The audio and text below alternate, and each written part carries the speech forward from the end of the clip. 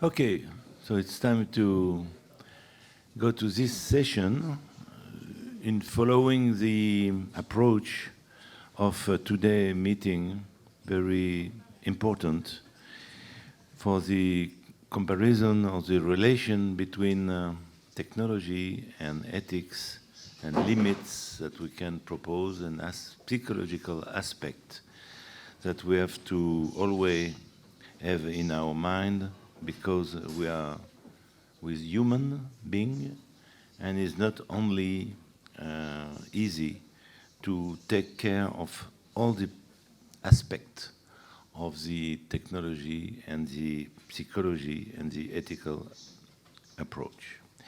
So we will begin, and I will ask to each panelist to present themselves, to that everybody understand from where you are speaking. So I will ask to Talya Mirom-Shatz first to introduce the first panelist session. Please. Thank you.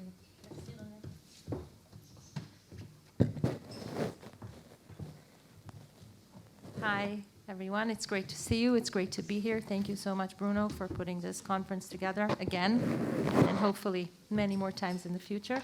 I have a presentation. It will be up soon. But I want to say where I'm coming from. So I'm a professor of psychology. I'll go forward and then I'll go back to the first slide. So I'm a professor in Israel's Ono Academic College. I'm a fellow, a visiting researcher at Cambridge University's Winton Center for Risk and Evidence Communication. I did my postdoc at Princeton, I taught at Wharton, and I work a lot with pharmaceutical companies on top of doing research. So I mention all of that because what I do all the time is think about how do people decide, how do people choose about the most important topics of their life, and definitely health is incredibly important. So my field is medical decision-making, but the paradigm from which I come is behavioral economics. And I didn't make slides on behavioral economics, but I don't need a slide in order to talk about it. And behavioral economics basically looks at how do we decide, how do we choose, how much information do we incorporate into our decisions, and how do we make them. And if you've read Thinking Fast and Slow by Nobel laureate Daniel Kahneman, with whom I worked at Princeton, then you know that we have two ways of thinking, System 1 and System 2. And oftentimes, we use System 1. System 1 is quick and dirty. It uses a small amount of information. It uses a lot of emotion. System 2 is what you think you would use when you talk about the most important decisions in your life, such as whether or not to save money for retirement, whether or not to continue particular kind of fertility treatments in order to have a baby. You think people use System 2. You're wrong. If this is what you think, you are wrong. This is what I thought, and I was wrong too. And I'm going to share with you what I've learned. I'll talk about misconceptions on the effectiveness of fertility treatments. Behavioral economics to the rescue. It's presumptuous, I know. It's difficult. Dealing with ethics is difficult. Someone like me, like everyone who speaks here today, has thoughts on what should people do? How can we help them? Someone can always make the claim of it's none of your business. Maybe they're right, but I want to show how behavioral economics can help people achieve their goals, not my goals, their goals for themselves. So we'll talk about how do patients make healthcare choices. We'll talk about fertility treatments. We'll talk a little bit, a tiny bit, about physicians. And then we'll talk about the responsibility, ethics, and paternalism. Maybe paternalism, maybe libertarian paternalism. We'll see. So we think that people can make decisions, and in fact, medicine now is predicated on giving patients choice in their healthcare. I wrote a book about how we make medical choices, and I wrote an article for the Wall Street Journal in which I wanted to call it decision-making is actually abandonment masquerading as empowerment. So we tell patients, choose, decide, go ahead, where in fact they don't necessarily have the tools to do that. The title was changed to Can Patients Decide Their Own Care? it seems harmless. It's not harmless. Many, many people got very angry with me. Thank God I live in Israel. They live in America. They couldn't come and hit me, but they wanted to because they felt that it was derogating for patients. They felt it was dismissive of patients. It's not what I meant. I didn't mean it because patients are stupid people who can't make choices. I mean it because patients are people who have to make choices on very difficult topics, super crucial to themselves, and they don't necessarily have the tools, and they deserve to have the tools. It should be someone's job, responsibility, to give them the tools to make these choices. So there was a big dispute, and someone recommended my article after the dispute. Someone who's called E-Patient Dave, a big name in participatory medicine. He said, a terrific essay on the evolving patient-physician relationship. Can patients decide their own care? Completely recommending my article and saying, have a read. It's not long, which is kind of funny. Because if you're a patient, it's your health. What do you mean it's not long? It's not, you're not choosing ice cream here. This is crucial. It's not long. Why it's not long? Because of what I said, thinking fast and slow, system one. We like to think like this. We don't like to think like this. That's how our brains are made. That's how we are created. We have to accept that. Even in health, this is what happens. And when I wrote this book, Daniel Kahneman was kind enough to write a recommendation for me. And he said, with a fine combination of humor, compassion, and vast knowledge, Mirom-Shatz offers clear and useful guidance for the hardest decisions of life. Why compassion? Because you need compassion in order to look at how people make decisions and not say, oh, they're not good enough, and say, they're people. This is how their minds work. Let's help them. That's where I come from. And that's where I come from also for the physicians who work with these patients. So let's look at how people judge the quality of their physician. You have many doctors here. How do your patients know you're a good doctor? Can they know? Can they know that you chose the best procedure for them? They really can't know. What do they know? They ask themselves, what kind of a doctor is this? And that's actually a question that my mother asked when she was supposed to have surgery and a doctor came to speak with her. She broke her hip joint. He was speaking, he was like this. He was looking at his shoes. He was making eye contact with his shoes. My mother didn't like him. He said, what kind of a doctor is this? I don't want him. And I had to convince her that he's very nice. It was important for her that he would be nice, that he would be a nice person. Giving her the statistics of his performance would not be enough. She needed some kind of human touch. And then I was curious and I analyzed 100 thank you letters that people wrote to medical centers and physicians. And in the letters, you can see right here that no, you can't, that's fine. There are two columns in the middle, personality and medical care.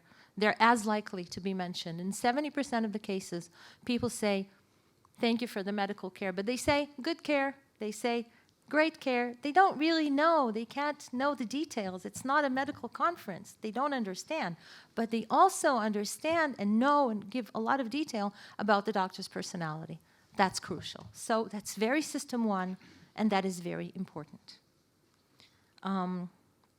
Going back to specific decisions, I happen to work with a wonderful fertility physician, Dr. Avi Tzafrir from the Shaarei Tzedek Medical Center. And together we studied and received a grant to look at women's decisions and choices over IVF treatments. So these are fertility treatments. And as Dr. and Rabbi Benjamin David mentioned, the country, Israel, funds these treatments indefinitely, bottomlessly, until the woman reaches the age of 45 or until she has 2 children. So the reason to do this is that the chances of IVF treatments to succeed go down very steeply below the age of, after the age of 43 for sure. Between 43 and 45, the chances of every IVF cycle are around 4%. In our study, we said 5%. We wanted to be optimistic and kind. And it's not cumulative. It's not that if you have 20 treatments, you'll have an 80% chance of having a baby. So in other countries, in a huge national record, in the UK, we can see that they don't even have women over the age of 42. They don't treat them, or there are too few to be included. And we also see that the best way to become pregnant if you have fertility issues is with donor eggs. Maybe not fun, maybe not what the woman had in mind, but definitely increases her chances, definitely better than her chances, and the gap is wider the older the woman. So we looked at that, and we looked at how many treatments, again, from the UK data, how many treatment cycles women have. And we see that very few women in England have over 6 cycles. You can look at the numbers. 24 women have 6 cycles. 67 women have 5 cycles. Very few. So basically, women have 4 cycles of IVF. If it worked, amazing. If it doesn't work, let's recalculate our course. Let's think what's happening. And what happens in Israel, where there's bottomless funding and no one will ever tell you to stop, we were wondering, because women continue on, and we were wondering, are they not told? Are they not given the information? Maybe their doctors give them information that they don't understand. Maybe something psychological is happening. Maybe it's the funding. Maybe the fact that it's just funded endlessly. We can't test for that because we can't withhold funding. And I want to remind everyone what these women want when they come for treatment. They want a cute little baby. That's what they want. They don't want treatments. Treatments are a means to an end. The end is the baby. So we studied this in Jerusalem. Not far, walking distance from where we are right now, is the Western Wall, of course, where Jewish people and other people and everyone is invited, come to give God their prayers and hopes, very much like our IVF women, and it's snowing, and that's rare, like the success of IVF for women this age. So we looked at 93 women from clinics in Israel, and we looked at their statistics. And you remember what I said about number of cycles? So the average number of cycles here was already 5. For these women, the maximum was 17 cycles. It's very difficult to have IVF treatments. It's not fun. Psychologically and physically, it's grueling. It's hard. To get a negative answer is even more difficult, apparently, than all the injections and the hormones. So we're not really doing these women a favor when we're giving them this gift of IVF treatments. And we asked the women, what did your doctor say? Maybe the doctors were lying. Maybe the doctors were selling some optimistic picture. The truth is, no. We see that for the majority of the women, the doctors gave them very low chances of success. Maybe a bit more optimistic, but no doctor said, I promise you, you'll have a baby. This did not happen. So they received some information, and it doesn't matter. Now, we asked them about their own chances, what they subjectively believe their chances of having a baby through IVF are. The number per cycle, if we really make it nice and optimistic, is 5%. The number for a woman this age is about 15%. But when we ask them, what do you think? Oh, dear, the animation is not coming up. What do you think? Someone give me an answer from the audience. What do you think they believe their chance in one cycle is? Medically, it's below 5%. What do they think? 30%. Thank you, Levy. You're wrong. 50%. Almost. Exactly. 45%. Thank you. And people who read this say, what? You have a mistake on your slide. No, I don't have a mistake on my slide. You can't see the numbers, but that's okay. You'll have to believe me. The reality is 5%. The hope is 45%. Likewise, for cumulatively, the reality is 15%. The hope is 60%. Huge gap between the hope and the reality. And when we ask these women, is there a number on top of which you would have said, or below of which you would have said, I'm not even trying these treatments, 80% say, I would have attempted anyway. I would try. What did I say they want? Did they want treatments? What do they want? A baby. A baby. They're going at the treatments, which will probably not get them to have a baby. And there are other ways to do this, which women often discover when they're like 46, 47, they do egg donation, and then they become pregnant. So I'm not saying this as some evil person who doesn't want women to have babies. I'm saying this as a very concerned person who says all these women are undergoing all this suffering, and it won't lead them where they want to be. We asked them, what's your plan? It makes sense, right? I mean, you want to have a baby. It's important for you. What is your plan? Is there a limit to the number of treatment cycles you will have if it's not working? Wow. So half, 46% say, no, there's no limit. I don't have a limit. They say, I don't know. So they went into this process and they don't know. They didn't plan. 31% say, no, there's no limit. So this is very disturbing. If this is a thought process and you have to think and you have to decide and maybe consider alternatives, it's just not happening. Likewise with the money. So it's publicly funded, but the women do spend money on sperm donation if they need, on private consultations, and it adds up. It can lead to 21,000 shekels we found, which is like 5,500 euros. It's not a trivial sum. Again, I don't know.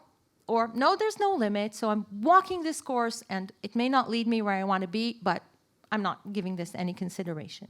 We were very worried, and we did a statistical analysis of whether or not they said their doctor gave them information. And it didn't matter. It just didn't matter. Doctor gives information. He says, chances are here. The woman says, blah, blah, blah. Keep talking. I'm having the treatments. I want the baby. I said, system one. Compassion. I'm not judging. I'm describing what's happening. Not a lot of information, a lot of emotion. Of course, because when you want to have a baby, that's really the most important thing in your life. I know.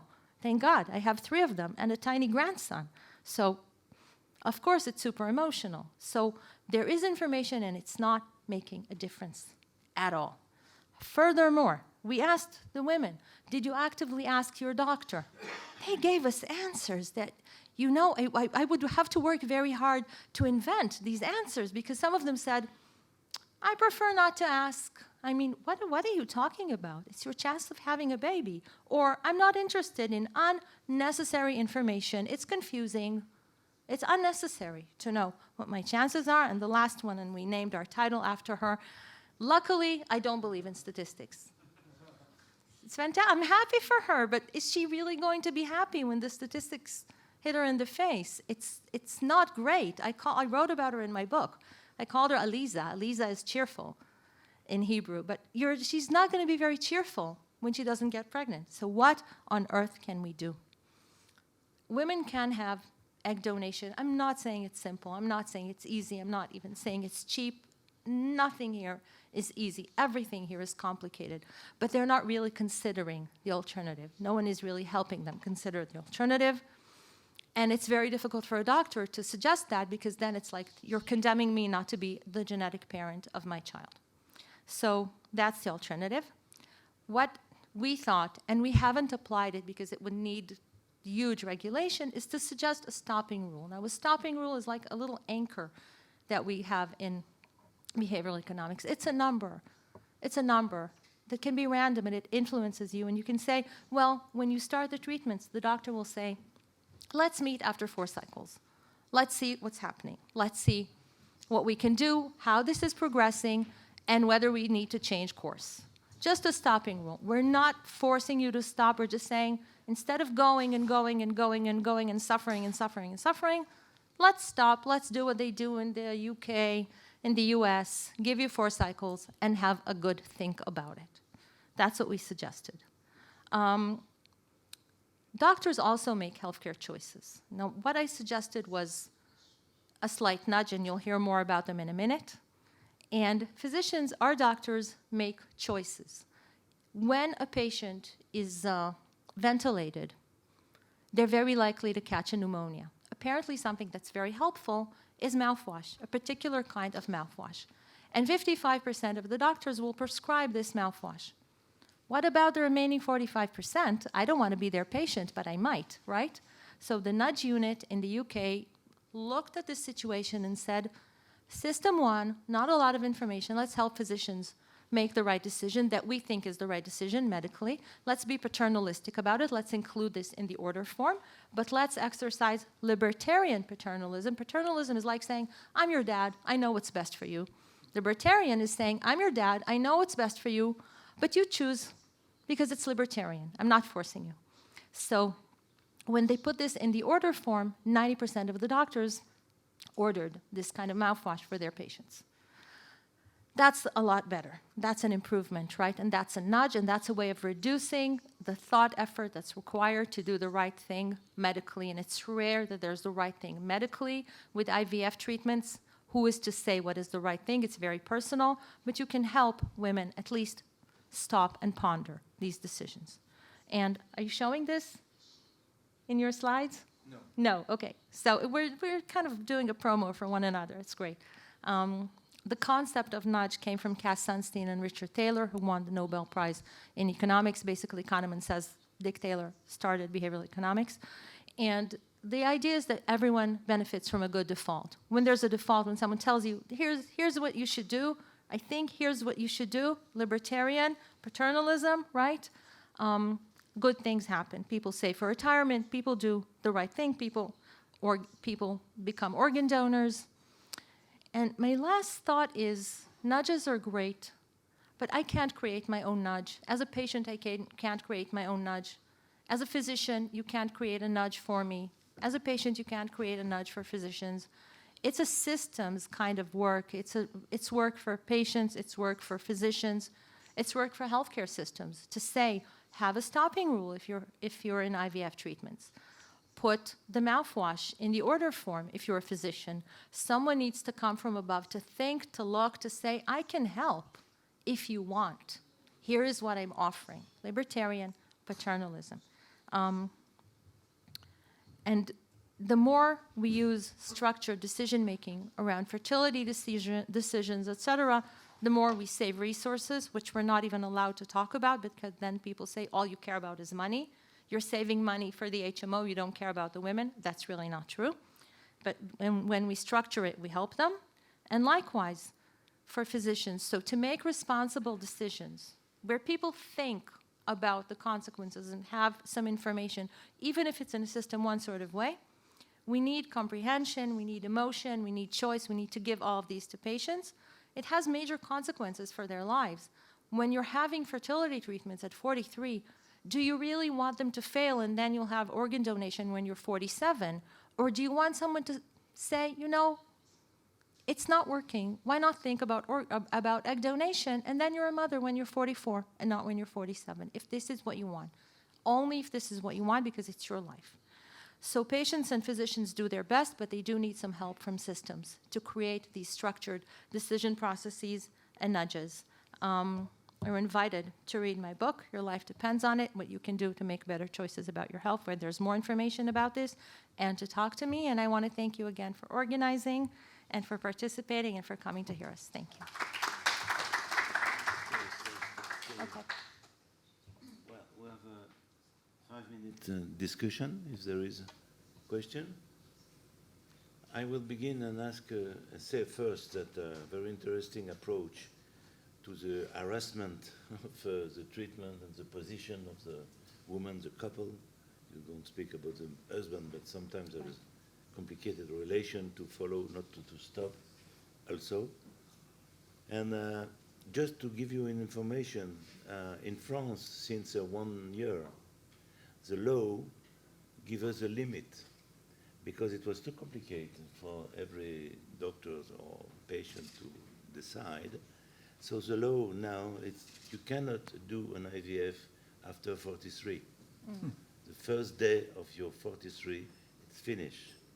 And you can have a transfer for previous embryo until 45. So I think it's interesting because you ask the good question. Is the doctor able to decide, or not to decide, but I mean to take a position, firm position, or is the patient able to do that, or somebody else? I think that somebody else, it's only a law that can decide, because if not, there is always money problem, psychological problem, relationship problem, so it's very complicated. But you work about this category of patients that we have more and more, about 42, 43, 45, it's very complicated to manage. And your approach is very important because, first of all, it gives that there is the right to a doctor to take a position, and secondly, to the patient to understand why you cannot do everything everywhere. But it's all the discussions that we have in this meeting.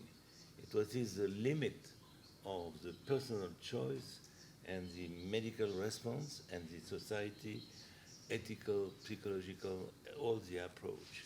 Thank you very much. Thank I you. think we will- Can I say something about Israel? Of course. Israel is very fertility-driven. The Israeli Association of Pregnancy and Birth wanted to have the law that you're suggesting. They suggested it. They said it's futile. Why do this? There was huge uproar. People were saying you want to kill the Jewish people. I will say just another comment.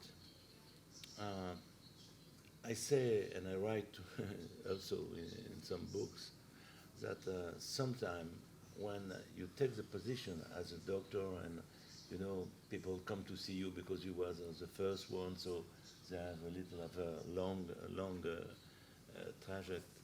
They come, and when you say you have to stop because it's not possible really, a miracle is still possible. That's true, but a miracle can help without medicine. That's a real miracle. So perhaps you will be pregnant, and that's true.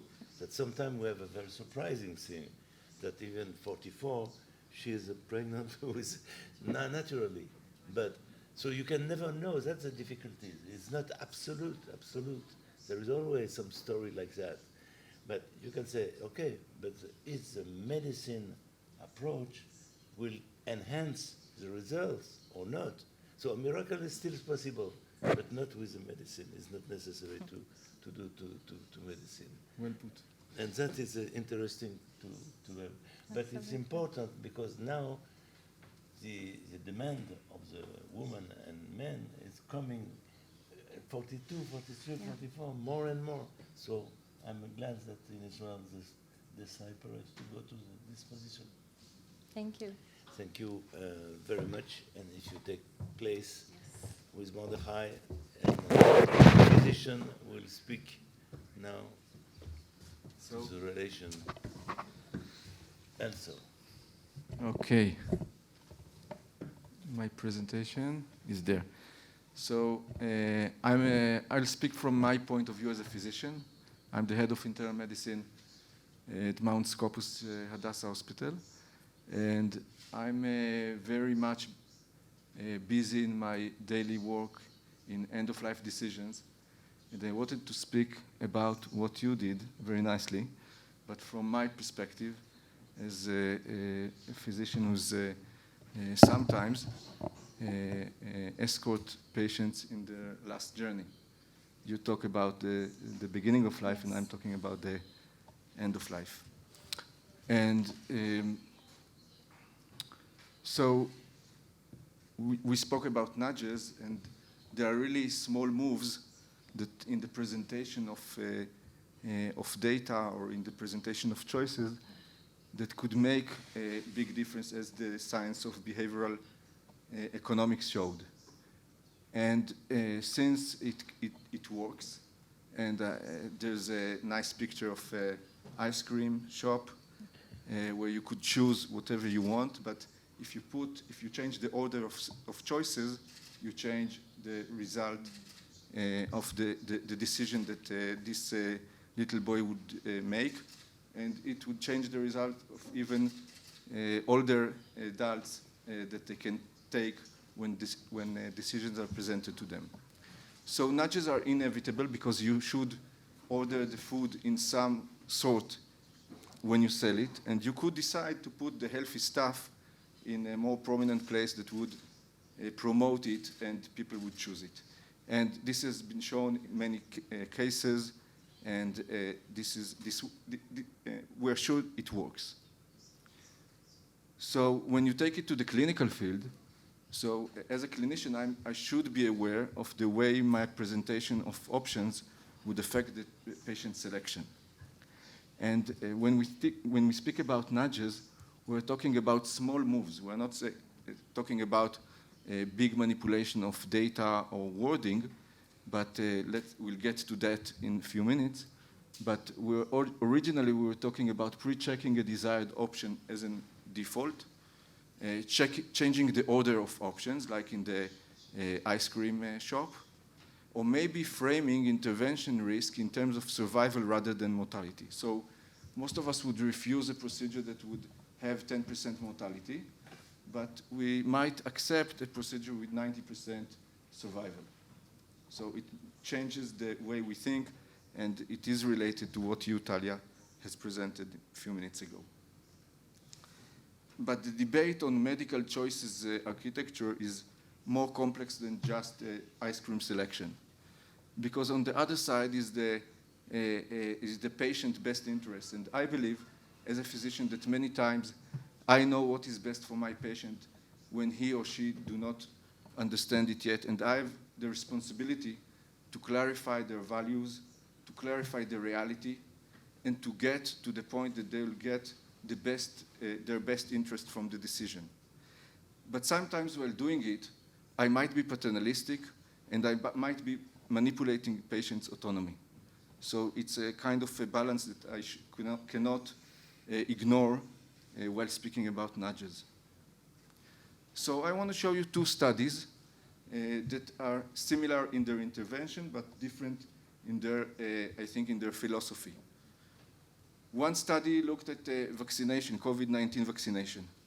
And there's a big issue on how to promote vaccination. And we know that nudges work well to promote vaccination. And that study looked at 2,000 Italian reluctant adults from vaccination. So this is a tough population. They already refused to vaccination, and they were given a written invitation for vaccination. Half of them got the default mark as non-vaccination, and half of them did not get default, or half of them got the default set for non-vaccination, and half got the default set on vaccination. And you could see that in this tough population, this simple and innocent, relatively innocent intervention increased the vaccination rate by 30%. So you might say that 9.9, 10% vaccination following a letter is small percent, but if this is a tough population, they're already refused. So what is the chance that they will agree? So there's a relative increase of 30%, which is a great increase. And now I want to take you to another world, the world of end-of-life decisions. And the tactic of nudges has been used in that setup also.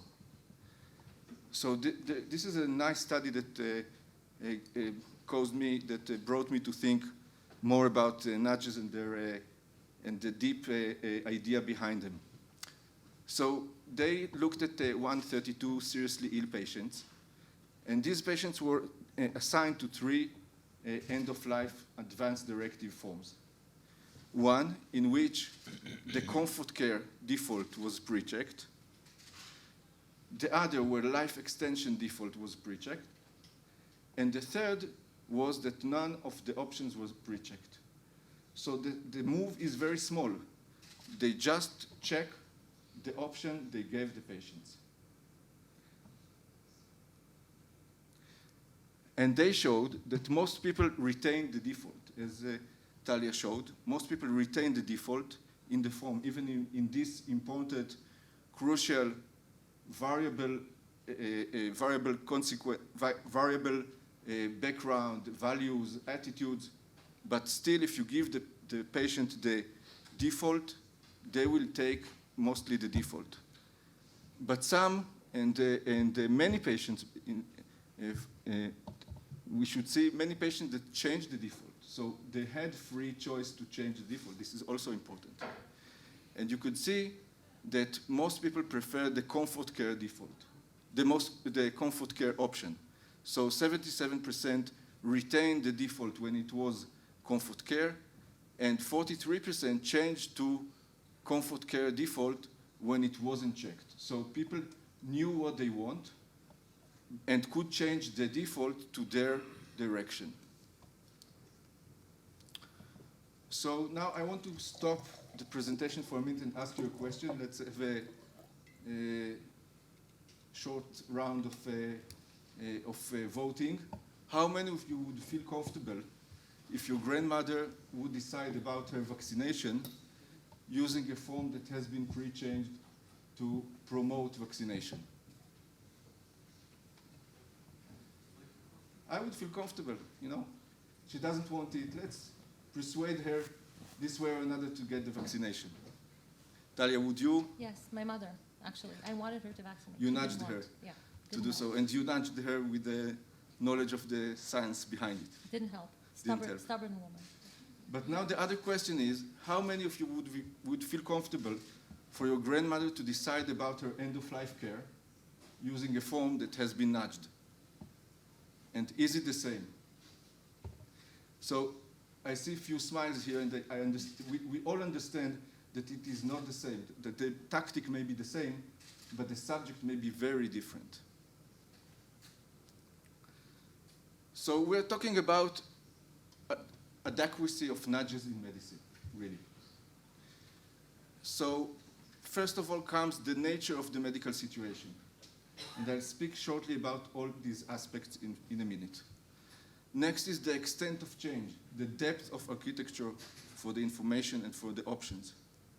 And last is the transparency and regulation of such intervention. So we could see that end of life is very different from COVID-19 vaccination. The setup is different. Patient-based interest is not so clear. Prolonging life versus comfort-oriented care, when we can't have both, means an impossible dilemma. And I, as a physician, cannot know if patients' values, if the family experience, if the environment attitude would benefit from any intervention that I suggest. While best patient interest for COVID vaccination, most of us agree that vaccination works. Most of us agree that COVID-19 is nothing that if we could avoid, we should avoid it. So most of us would accept that intervention in that sense. The impact of decision, the irreversibility of death versus the minor adverse event of a vaccination. The complex medical, cultural, social circumstances related to end of life as compared to vaccination. Everything is complex. Vaccination itself is complex. But when you compare end of life to vaccination, you see that there is substantial difference in the topics. So different problems require different approaches. The extent of change was the second factor that I thought was different. Changing the order of option presented seems like a small, really nudge, small move that could be accepted. Changing the wording of the options, would it change the content of the option? Would it change the incentive to take the decision? Framing the options, like extending life versus comfort-oriented care. Who wouldn't choose comfort? We all like comfort. So would a manipulation of the wording affect the decision? Is it legitimate? Using pictures. Would you like to be, all these pictures are coming from the public domain, published in medical literature. Which picture would you show to explain to a patient the consequences of intubation and ventilation? If you show the right one, no, it's not so happy. The left one looks like a reasonable quality of life. And lastly, the transparency and regulation of nudges. Are interventions transparent? Who regulates the choice architecture? Do we allow third parties and economic pressures to affect the nudges? We could direct our patients to hospitals that work with our insurer. We could direct patients to get the medications we want, because there are many options, and some of them could save a lot of money, and some of them could not. Some of them would be more expensive. And what is permitted and what is forbidden. So I want to close my presentation. Choice architecture is here. It is not if, but how and when. And it is an effective method. We need to consider public health context separately from the individual clinical context. Choice architecture challenges patient autonomy, may challenge patient autonomy, if it is used with architecture of content, which could lead to misguiding the patient. Regulation, transparencies, third parties, all of these should be considered. And also the effect of cultural and social differences that could not be evaluated using a uniform selection form. So communication influences on clinical decision and nudges. So the pre-check default or set order of options, nudges constitute a unilateral communication form that does not allow to elucidate beliefs and motives. And in this situation, the retaining of the default could be because patients don't have a authentic will, or because they have authentic will, which is marked on the form. But it could also mean that they cannot decide, that they need help and support and guidance and a conversation, a bilateral conversation that would allow to get to these decisions. Influences are part of any conversation that I make with my patients at the end of life. I present what I think, but I also see their face. I also can get the responses and can respond to their responses and evaluate why they choose what they choose. The rules of behavioral science, behavioral economics apply to any decision we make. Medical decisions are different from each other. The vaccination is different from end of life.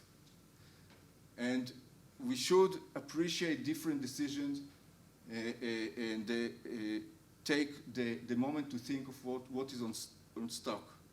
Social and familiar perspective, emotional, affecting all parties involved, including doctors, to the rest of their life.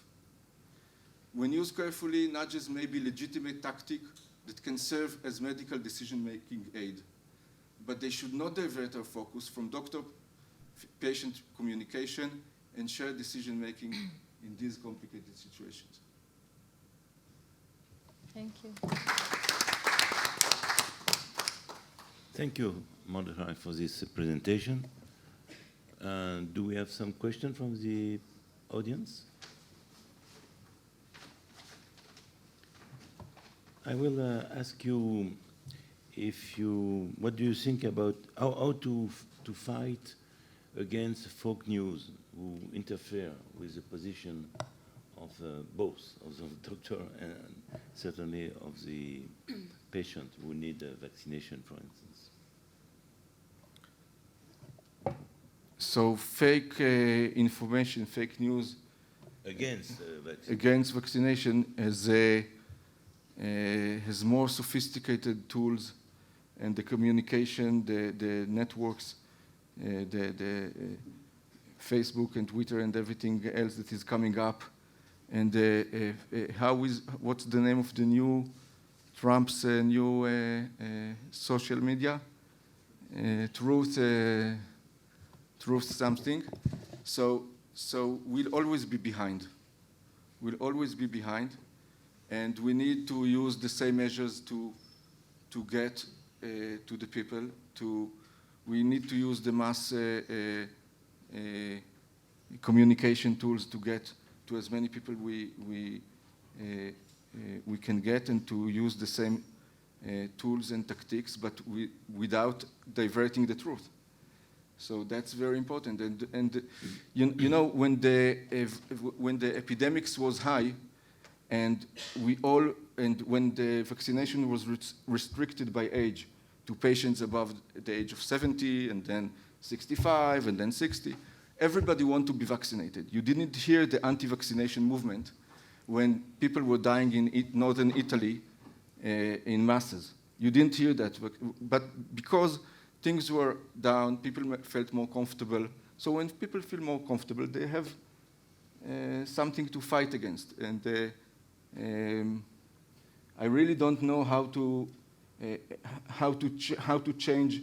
You know, it's easier to think of how to fight it publicly than how to change the mind of one patient. Because one patient is standing in front of me and telling me all these horrible lies, and I cannot even start finding the truth and the motives behind it. Yeah. So that's my frustration. I can only share my frustration with you. Another question, what did you do, what will you do? For instance, in France, the government obliges the nurse in the hospital to be vaccinated, okay? And if they are not vaccinated against the COVID, they cannot stay in the hospital. So it was a mandatory, not asking the position of everyone, but it was like that. As it is for other type of vaccination, never we had a problem. But with this vaccination, we had some groups, for many reasons that we can discuss, that said, I don't want to be vaccinated, even if I'm working in the hospital. So what is your position with this mandatory obligation to apply? So health workers are really interesting population because they know much and they think they know even more than they know, and they are the subject of rumors and fake information as any other part of the population. And I think it is absolutely legitimate to enforce vaccination. You can refuse to take the vaccination, but you won't be in the next night shift in my department because you are treating patients with immune deficiency and you are endangering other patients. So it is absolutely free and it's absolutely possible not to take the vaccination, but you won't get to the next night shift without proof of vaccination. My first obligation is to protect my patients. So there's no question about it. However, you should choose the interventions you enforce very carefully. So I heard that now people are getting letters to get their 5th vaccination for COVID, and I'm asking if there's a public health expert here in the audience, what is the justification for that? I'm not sure that I know the justification when the disease is low, so why to get to the 5th vaccination? I'm not an expert on that. But when the disease was high and we had a mean to fight it, I don't see a reason why not. I'm a libertarian, but I'm not. My first obligation is for my patients. And this is the same applies to nudges. I want to be transparent about the interventions I give and why I suggest and why I do them. Thank you very much. Thank you, Mordechai. So my pleasure is to introduce Viriginie Zerah. If you can present yourself, and you will speak about different aspects of besides the technology and the human gift that is a baby. Yes, thank you for having me at this forum. Thank you, Bruno, and thank you for all the organization. So I am a hypnotherapist and coach, and I've started accompanying mother and babies, mother and children, like that, better? Okay. And so I saw a lot of difficulties in the link, in the relationship between the mother and the baby, and finally I found out that we should work before that they had their baby, and we should accompany them. So that's where I started to form myself in hypnobirthing in the US, and then hypnotherapist. And so I will today just go back through really the link, and it will be really linked, in fact, to all that we have been hearing today in terms of medical, but then we will go more in the psychology and the link that we can have between the mother and the baby. So, here is it? No. So, just to let you know a little bit about humanist hypnotherapy that I'm doing and how I can help making the relationship between the mother and the baby and the child and the adults who had lacked in the relationship. And in the humanist hypnotherapy, the people are not dissociated. So it's really important because they really know what's going on, and we bring them to a more conscious. So they're really getting more and more conscious, and finally they're getting in touch with their subconscious. And this is a way we can work together. But at the end of the session, they really know what happened, and they can work again by themselves, because this is, for me, very important to be autonomous. So the main point I will go through today is the difference between the bonding and the attachment theory, and what we have now linked with all the new parenthood that we have been hearing since this morning, and the ethics around it. So the mother-infant bonding is just after birth, and we know that there is this love that we were talking about, love and the link of the bonding and the link between the mother and the baby is really starting in the womb, starting from the beginning. And there is a link for the afterbirth. And this is really my point today, is to point out how much it is important to really be conscious that the development of the baby starts in the womb. And there is really a link for afterbirth.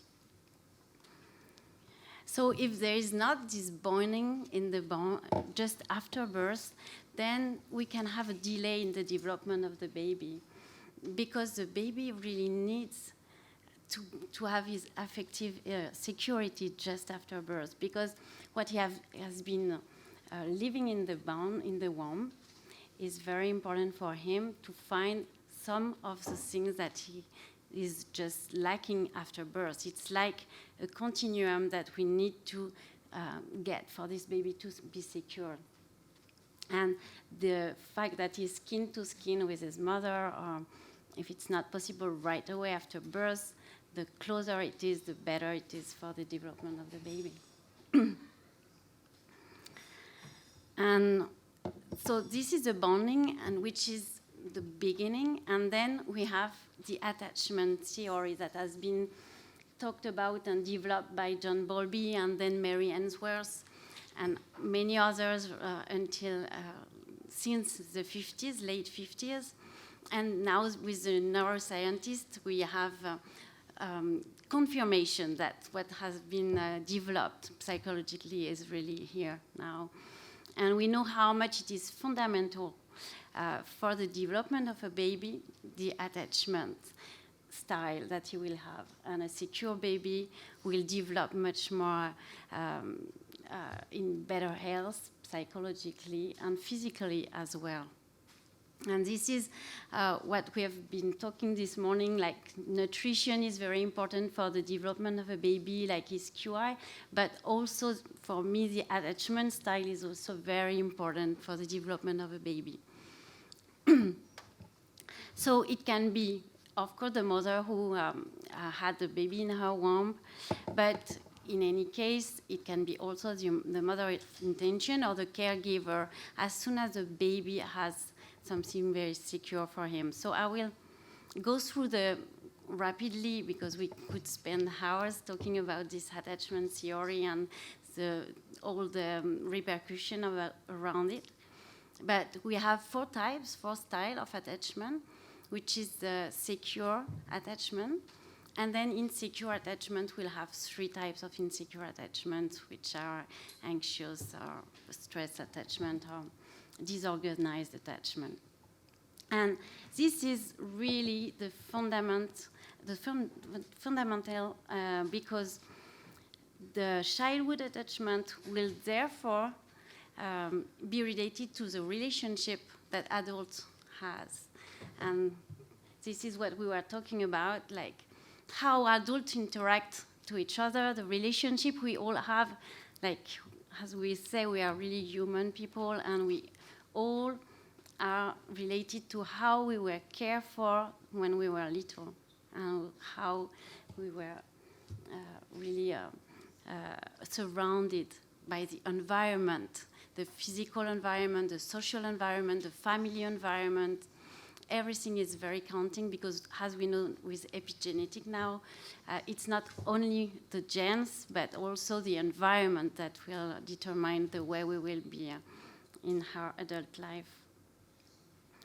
So, to be rapid, but to tell you the difference between the secure attachment and insecure attachment. So, a baby that is secured, he has his parents really taking care of him, and he knows what the parents will do. Like, the parents will react to his essential needs very easily, rapidly, and he doesn't need to cry to make his parents react most of the time. He can cry a little bit. I would say it's not like not letting baby crying, but then the parent react and do what he needs for his survival, because this is a question of survival at the beginning for a baby who's just born. And if he knows that his essential needs are fulfilled, then he can open to the world and really get all the information from the world very easily. If he's not, then he will be more close to himself. So it will be children who will be more confident, more resilient, more easy in relationship, and this will go through adulthood as well. So an anxious, avoidant attachment would be that the caregiver doesn't really answer to the essential needs of the baby. He cannot really recognize what the baby needs. And I will link that afterwards to, in fact, the difficulty that parents can have had in their childhood, but also that parents can have during their process of being pregnant. So, therefore, the baby knows that he cannot count on the parent, and this is the way he will construct his psychology, and this is the way we'll have some problems later on in the relationship. And he can be more aggressive, and anti-socialization will be more difficult. And we have then the anxious resistant attachment. So the caregiver is answering, but not answering all the time at the right time. So the baby knows that his parent can take care of him very well at one time, and another time, no. So he doesn't feel secure, same. And if he doesn't feel secure, he is not going to be secured by the adults around him. And it's the same way, with lack of confidence, and the socialization is more difficult for him. And the latest one, which is a new style that has been added later on after Bowlby's theory, is a disorganized attachment. So the parents can be threatened for the baby. And the baby, we are humans, so we really need social. That's what we were saying, like we need to be seen, we need to be soothed. So the baby needs to go to his parents, but the parents is not a good parent for him, so it's disorganizing him because he's scared, and in another way he needs. So that's a way we can really have children who will be not confident at all with adults, and at the end, adults who will not be confident to other adults. So if we go through all those new forms of parenthood that we have been talking since this morning, but just related to the relationship and to the link. First, I would like to just have a little highlight that a baby can say, who is my mom, who is my dad? And he can have 4 moms and maybe 2 dads. Genetically, he can have one giving the DNA and another one giving the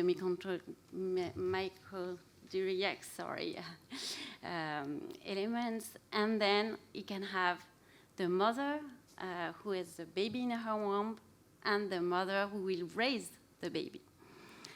And then you can have a father giving the donor of the sperm, and the father raising the baby. So at the end, ethically, who is the mother? Who is the father?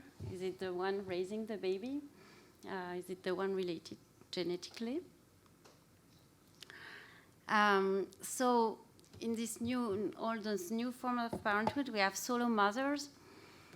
And the risk of solo mothers, I would say, it's a decision they take.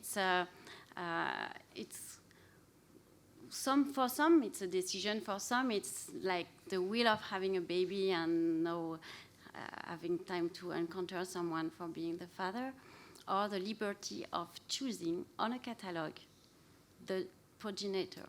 And that's something that happens more and more, that we have women and they want to have a baby for themselves and not so much being with a partner, and they choose on a catalog. And finally, this baby will be raised by just one person, and we know psychologically that being just in a diet is not very good for the development of a baby. It's better a triad, it's better to have relationship. So still, the baby can say, who is my father? And what is the story he will have when he will go to school? And this is questioning. And in the RRT technology, reproduction, so we have also been talking about gamete donors, and a lot of people, well, I would say some people, would say that if you give a part of your genetically, you give an oocyte or a sperm, are you responsible for this person who will emerge from this embryo that will be created through your genes? This is a questioning also that we can have. Even if we say that, I've heard the presentation saying that, yes, we can say no,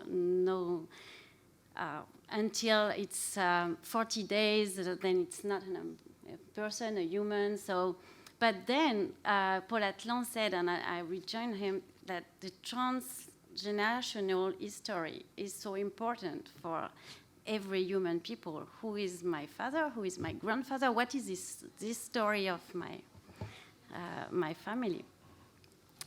So this is also very questioning.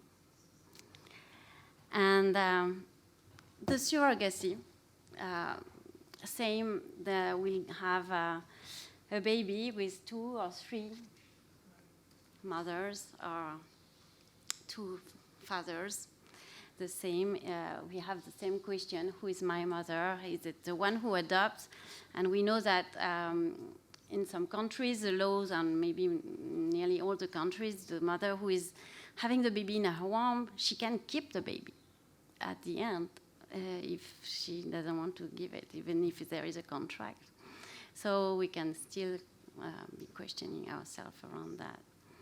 And related it with the link, this is something very important for me, is like, if the baby is in the womb of a woman, then even if moreover, if the language is different, then the baby is really in such a different environment, language and maybe food, maybe everything is so different when he's given to another family who is going to adopt him, and maybe so much different in the culture and everything. Even if, of course, he's in the womb, he has already developed certain things, and we don't have the bonding because the mother will give the baby, and we know that the bonding is hormonal and emotional. So, but then, of course, the baby will adapt because we, in our brain, can adapt to new situations, but still there is something that has not been, I would say, right for the baby at the beginning.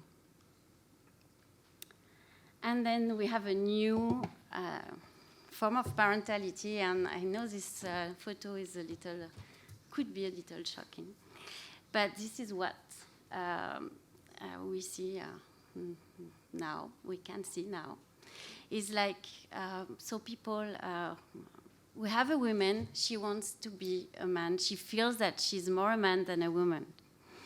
So young, maybe, she will do some surgery, she will take some hormones, and finally she feels as a man. She changed her name, and we call her he now. But finally, at one moment, she wants a baby, and she still have the body as a woman. So she can have a baby because she would stop the hormones, maybe get a oocyte from a donor, and then the sperm from her partner or not. And then she will be pregnant. He will be pregnant. She will, I don't know how to say. And finally, give birth and go to the mayor to declare this baby and say, I'm the father of the baby. So who is the mother? But this is really true. Huh? This is what's something happening. So for me, the main message of my presentation is the story, the story of this baby, and also the bonding and the attachment is so important for the development of the baby. And we were talking about the QI development, we were talking about how the relationship between humans are made of, and finally everything starts from the beginning. And of course, it can transform during the adulthood, and we will go through different attachment styles during our adulthood, but from the beginning, there are some little, I would say, little trauma that the baby can have had, and they are in our subconscious. And they are the ones who are driving us in the way we are in our relationship, the way we are reacting to some situations without really understanding why we are reacting in some situations in that way. It's just because the way we have been constructed when we were very little. So the last thing is really, for me, it's utopic maybe, but if we really care for all those women who are pregnant, it's the humanity of tomorrow. So they are pregnant because they are holding the humanity of tomorrow. So the women who are pregnant should be really cared for, surrounded, supported, and not being alone during pregnancy, but moreover after giving birth, because a lot of them are too lonely after birth. And before in our civilization, we talked about those 40 days where the women were really surrounded by family, by cousins, sisters, and others, and they could just rely on them to take care of everything in their house, everything in their environment, and just be with their baby, and the bonding and the attachment was more secure for the baby. Thank you for this presentation, for listening to me. Virginie, thank you very much for this presentation. If I understand well, you think that, do you think that the new technology of conception and delivery will interfere with the importance that you show of the bonding and the attachment more than in the natural situation? And what is your proposition against, if you think that I suppose that it's a risk of that? For me, the risk is that in those new technologies, depending on, in fact, what we are thinking about, like if it's donors or not donors, but for me, it's really the support of the future mother is so important. And this is for me the clue, one of the clues I would say is how we take care of those future mother so that the link and the attachment can be more secure for the baby, and then we can have a better development. I don't think this is only a problem of the technology. I think it's a problem also of really surrounding the mothers, and this is for me important.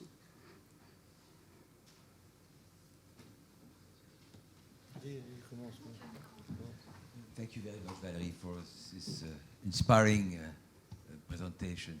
I have a very naive question. How do you define yourself? What is your duty? Are you working with the couples? What you mentioned that you were doing hypnosis. So what is the relation between all this different approaches? In my clinic, I work... How do you define yourself? A midwife, a doctor? No, I'm not a midwife. I'm not a doctor. It's more holistic accompaniment for me, because I'm not trained as a doctor or as a... But how do you interact with those people? So the couples would come to me either through doctors who would like them to have an accompaniment apart from the medical, because now we know that in this technology parenthood, there is a lack of accompaniment, and there is a lot of stress, and kind of sometimes can be depression. And so accompanying those women, those couples, helps them go through this process and helps them be more feel secure in themselves also. So in other words, you are not part of a team, right? You are in a private cabinet? Or? Yes, I'm a private cabinet, but I work with doctors who send me their patients. You never met with the other member of the team? I mean, professionals? Yes, I do meet other member. Yeah. Thank you. Yeah. Merci. Thank you. Very, very interesting, very enlightening. What I understand from what you just say is, in fact, the quality of the bonding is essential, of course, it's obvious. And with what is called the regular frame of families, it's already a complex situation because there is a psychology, the story of the family. What I think is very important in what you're doing is the social pressure to these new types of families is so strong, very strong. So having a model of support to this new way of building families will help in avoiding this social pressure for the transgender, for example, which is already a pressure. Probably the family are not supportive for all these new situations of family defining. And so by having someone like you is essential to try to maintain something in a complex situation. So this is very interesting. Thank you. To comment that, I would just ask you a last question. How do you relate the hypnosis work that you do and this risk of lack of bonding and attachment? Is it the answer? I mean, is the hypnosis the only way or a possibility to try to make a better attachment and a better bonding and attachment? Maybe not the only way, but in fact, as I said, everything that we have been living in our life goes in our subconscious. I don't know if you've seen on my first slide, there's this iceberg saying that, in fact, it's 20% of what we are doing is conscious, and most of the things we are not doing is unconscious. So what we have been living in our life as a little child is in our subconscious. And so how I help young people or adults to deal better with their self-esteem and self-confidence and relationship is working on their subconscious.